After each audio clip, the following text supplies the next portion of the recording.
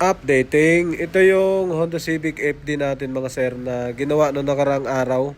Yung may alog, yan, kung makita nyo yung video, napakadumi ng kanyang transmission. Tapos nilinis natin yan. Yan, binuksan natin yan, tinignan lahat sa loob, yan, sa labas, tapos nilinis kasi hindi muna tayo pwede mag-diagnose ng diretso sa transmission hanggat hindi natin nakita yung panglabas lang na problema muna. Baka kasi solenoid valve lang or wiring issue lang siya mga sir. So kaya ang ginawa natin dyan, tiningnan muna natin yung transmission fluid, yung ETF niya mga sir. Tapos yung itsura ng transmission kasi baka pumasok yung dumi na yan, sobrang kapal. So kaya ang ginawa natin, lilinisin muna yan. Ito yung battery niya, pati battery niya maluwag. Yan, kung napansin nyo, napakaluwag. Hindi na nahigpitan. So pwede rin yan, baka nag-loss power doon sa transmission, baka kailangan ng 12 volt supply doon, baka nag-i-interrupt. Kaya pina-scan natin kay Patrick kung anong fault code. So para makita natin kung anong lumabas na fault code, madali na po siyang malaman. So blackout din ang kanyang cluster gauge. Kung makita niyo, maitim sa ibabaw. So yan maitim. So sirain naman kasi din yung hindi siya masabing sirain, basta siyempre luma na rin yung sasakyan, may kalumaan na, kaya ganyan na ang nangyayari. Ito na siya, sa lukuyang ini-scan para makita ang fault code. So makita natin ang fault code mga sir. Meron siyang 80 clutch pressure, clutch solenoid, valve B stock off. So dalawang stock off, same valve B, naka-temporary tsaka permanent. So isang solenoid valve lang, dalawang fault code. Yan, same lang, nagkaiba lang sila dahil may permanent at may temporary. So yun yung lumabas na problema sa kanya.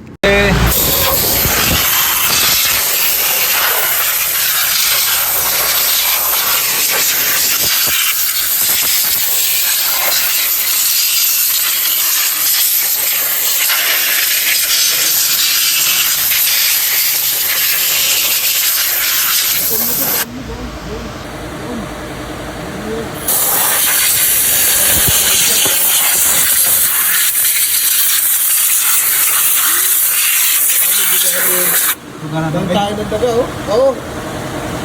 Tirahin ng tubig yan. Ano muna, palambutin.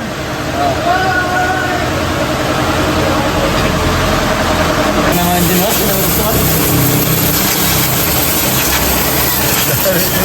Patukan mo yung ilalim din, Diba? Yan.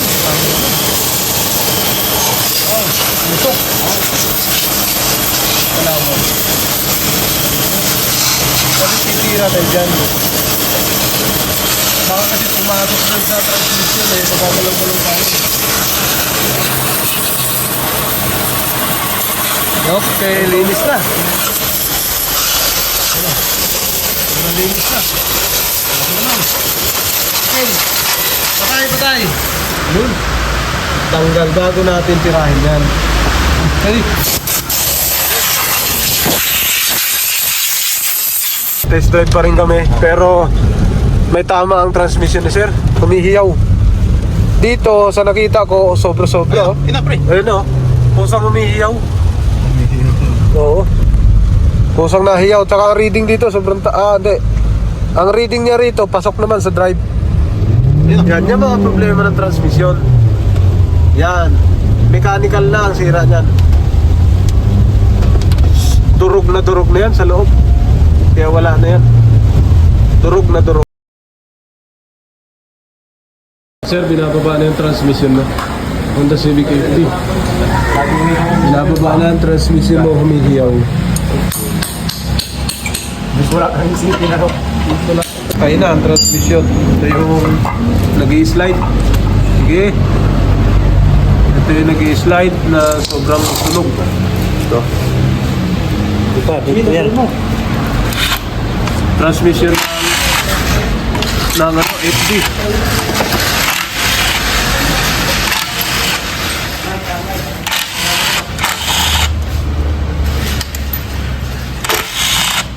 Dami, yun parang yan.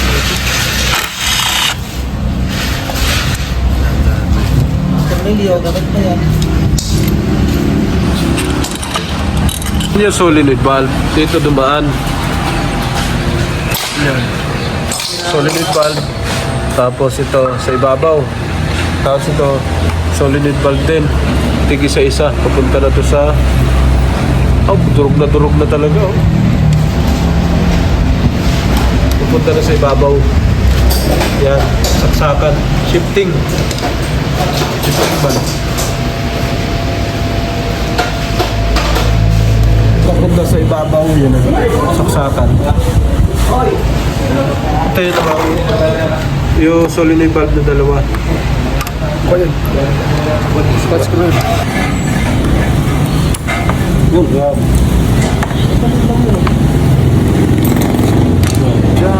Ano? Wala pa yan. Durog yung ano niya. Walang durog yung mga ngipin. Sa loob siguro to. Ayan. Kita natin. Kita natin ang laman nito. Ito.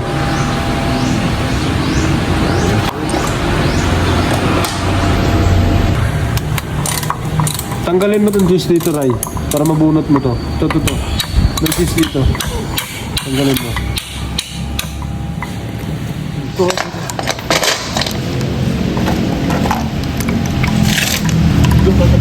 Tanggalin mo to. Hindi sumabit.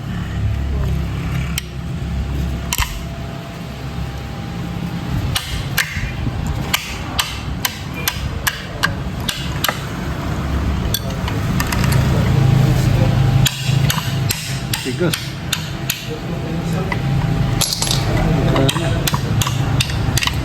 Sikwat rin. Sikwat rin. May ano yata sa ilalim, kaya hindi kaya. Dahan-dahan. Ito yung mga pressure switch niya. Oh. Pag ito may problema, ganun din. Hindi rin siya nag-blink din yung drive, tapos ayaw mag-shift. Tapos ito ganun din. Oh. Pag sira ito, nasubukan na kasi namin. Dalawa. Yan. Pressure switch. Pagka may problema, hindi rin siya kakambyo.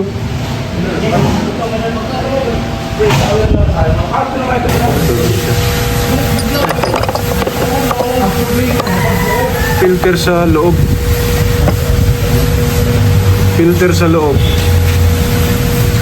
Yan, pumagas. Yan o. Sobrang dumi. Filter sa loob. Meron na. Yan o. Filter sa loob, sobrang dumi. Yan. Ibig sabihin yan, marami.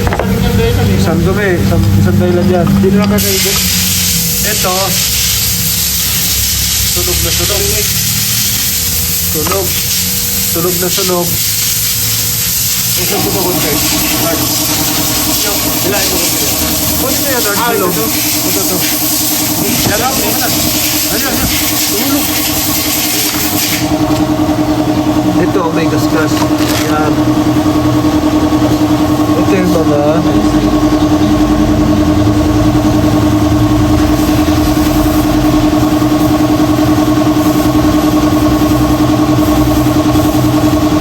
Mga o-ring yan.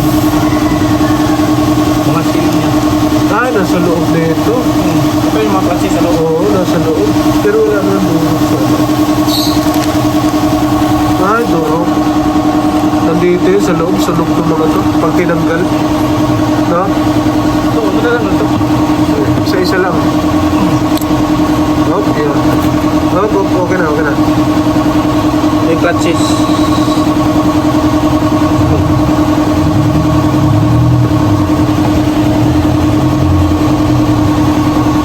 Kaso kailangan itong sikwatan.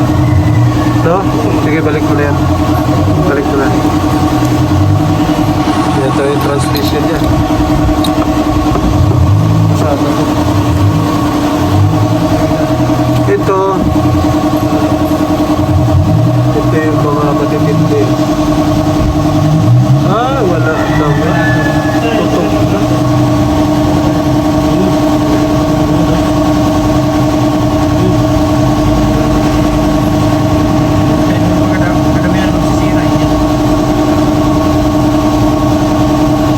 Wala naman.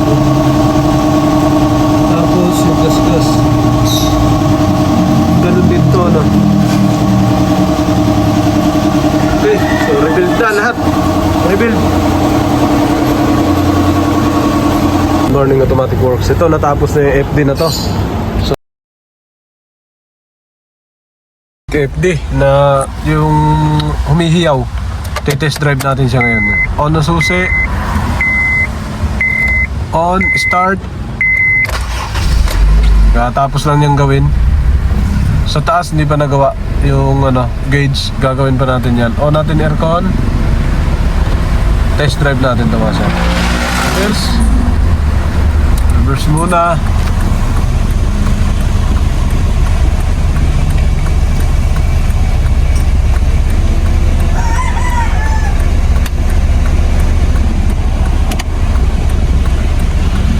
Reverse. Yan, reverse, walang kadyot. Atras natin. Handbrake, baba. Atras.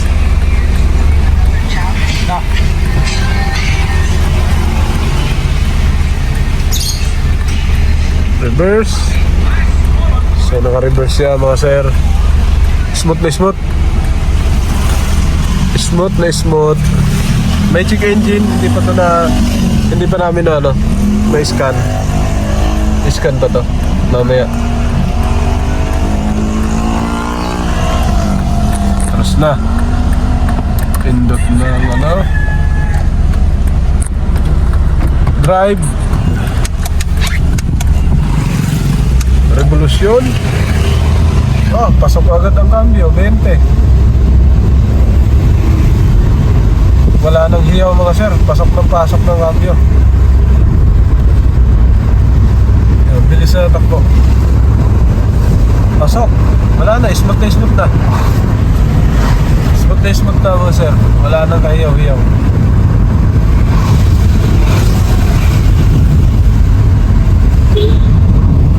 Alright. Kahit prinuhan pa natin, walang blinking. Ano lang yan, seatbelt. Kasi hindi tayo nag-seatbelt.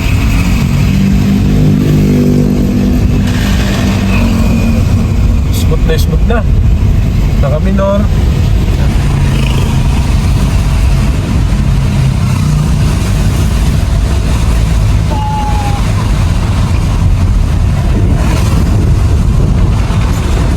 Maingay pang ilalim. Yun, mahataw na, mahataw na siya mga sir. Yun ang kagandahan. Ayun, naayos na natin. Ayun, pwede na natin ihataw. Kick down. Bilis. So far so good. Success. So ang transmission ni sir ay puro durog sa loob. Bukod sa lining, transmission lining, may tama din yung mga laman loob niya. Kaya hindi na kayang i-rebuild mga sir. Ang ginagawa, rebuild palit bago. Yun ang mangyari sa kanya. Okay.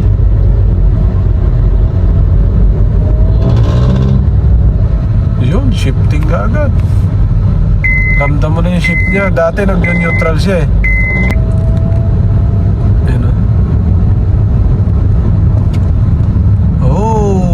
mahina ang preno. Sumisibat agad. Pasok, shifting. Shift ulit. Preno tayo. Naka-drive lang mga sir, naka-drive.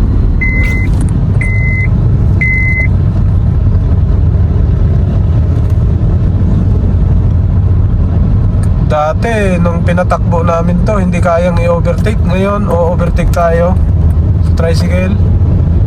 Kayang-kaya, overtake, Sibat, sumisibat na siya.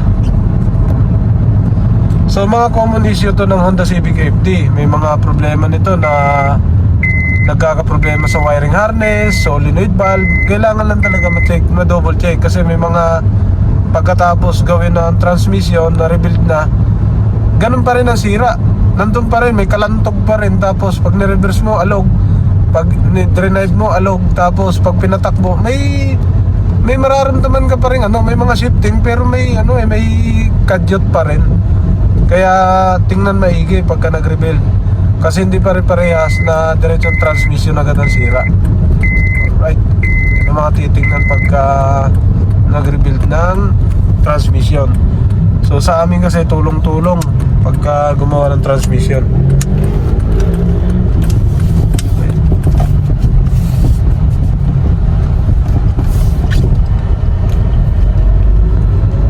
So yung cluster gauge niya, sira din yan, papagawa din sa atin. Konting apak mo lang, humihila ka agad eh. Nagsisip ka agad siya. Hindi ka mukha nung unang takbo natin, sumisipol, tapos ayaw nang tumakbo. Ngayon, ship, pasok. Ayun, right.